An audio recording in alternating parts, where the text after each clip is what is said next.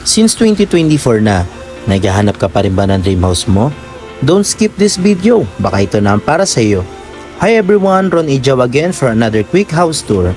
This house is called Celestina Model with 5 bedrooms and 3 toilet and bath with a minimum lot area of 300 square meters and 132 square meter floor area.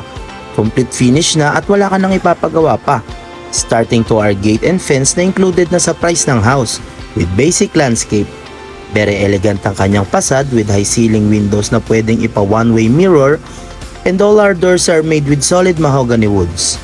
Naka-cove or drop ceiling na din depende sa choice mo.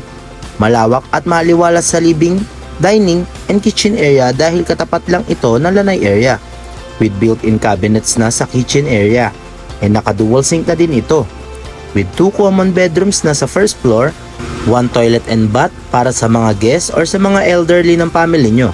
May back door na rin na papuntang service area or dirty kitchen. May storage cabinet na din under the stairs kaya mamamaximize ang bawat space ng house. Naka-open to below high ceiling window na ito na perfect lagyan ng chandeliers. Naka-tubular and transparent na rin ang kanyang handrails. All bedroom has free cabinet and naka-cove or drop ceiling na din ito, depende sa choice mo. Take note guys, open for modification ng house na ito kaya masasuggest mo pa ang gusto mong ifa-modify sa house mo. No spot down payment ang house na ito.